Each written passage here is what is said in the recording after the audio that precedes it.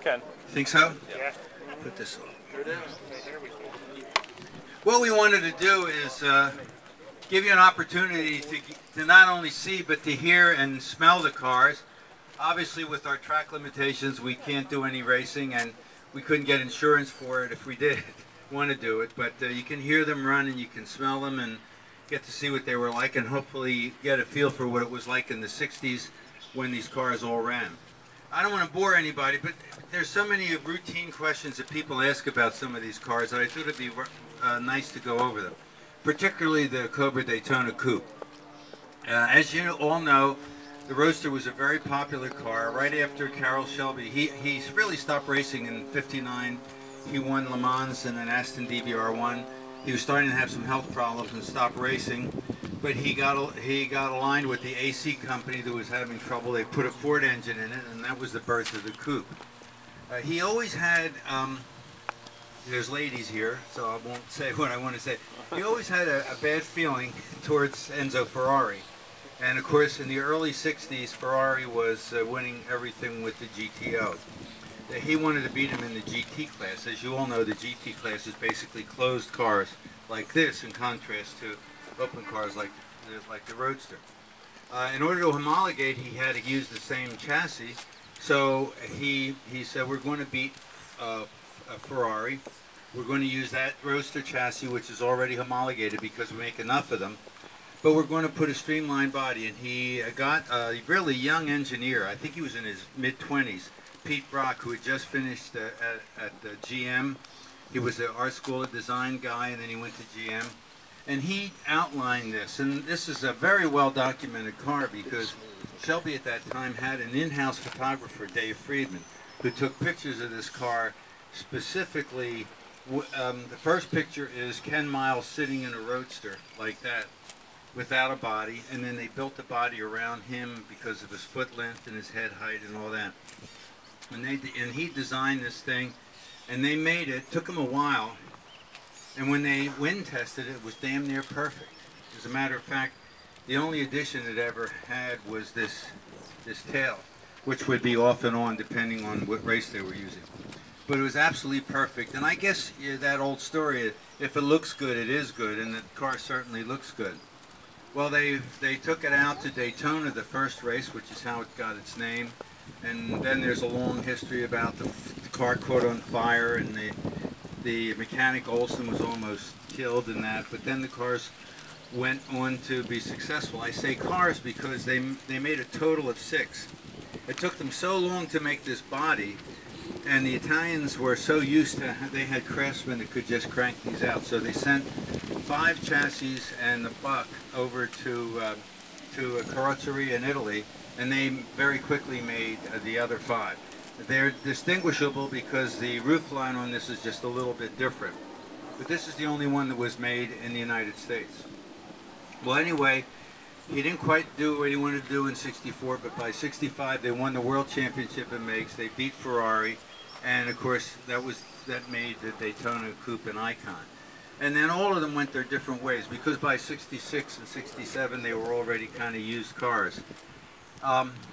He got a call one day, that is Shelby got a call one day saying that Goodyear was going to test their tires, and they wanted to set some kind of speed record at Bonneville. Now, the AAA who ran Bonneville were very fussy, and if you ordered a time, and it was a big deal because they sent timekeepers out there and people there, and if you ordered a time, you had to follow through, or they would give it to the next person in line, who happened to be Firestone.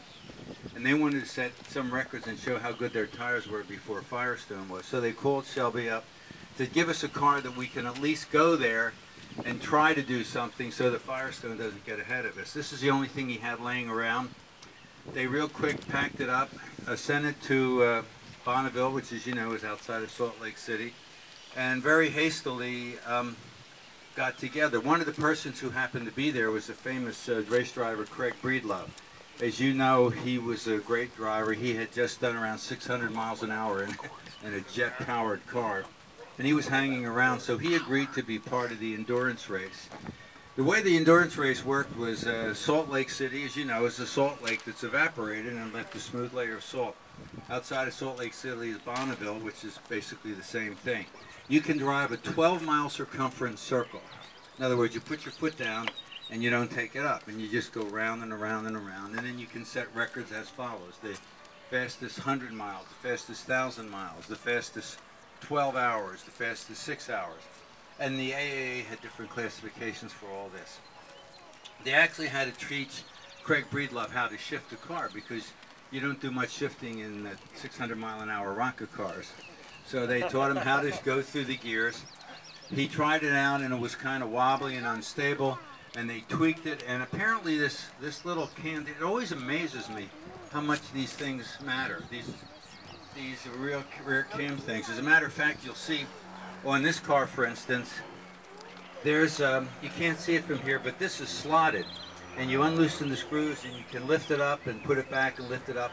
The drivers would go out to test these cars, and they'd bring them back, and they say, no, I think you have to raise it a 1/4 inch.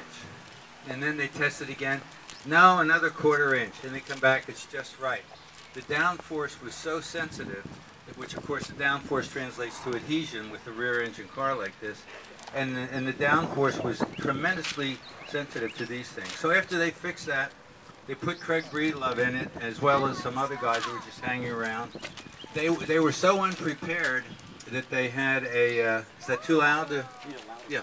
Oh, you want it louder? Okay. Yeah. They were so unprepared that the only way they could refuel the car was to go in town, and with 55-gallon drums, they would fill the car right as they would stop, and of course all that was deducted from their overall time. Well, in the end, in that September 1965 day, they set 23 speed records. My favorite is 150 miles an hour average for 12 hours. So that's pretty significant. After that, they spent 3 days cleaning the Bonneville salt off. As a matter of fact, when we had this car's been restored on a rotisserie, but we haven't changed any of the finishes because, as you'll learn, it was in storage for 30 years. And when we restored it, the restorer gave me some Ziploc bags, still with Bonneville salt in them. And then it was pretty much of a used car.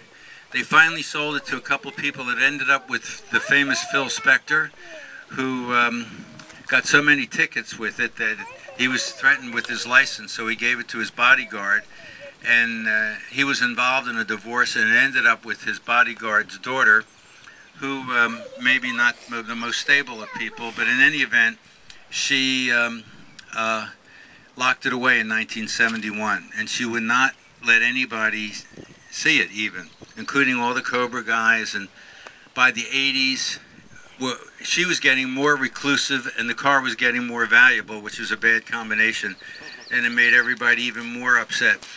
One day, Carroll Shelby drove over to see the car, and the best she would do was, as he said, "The bitch only let me talk to her through a screen door.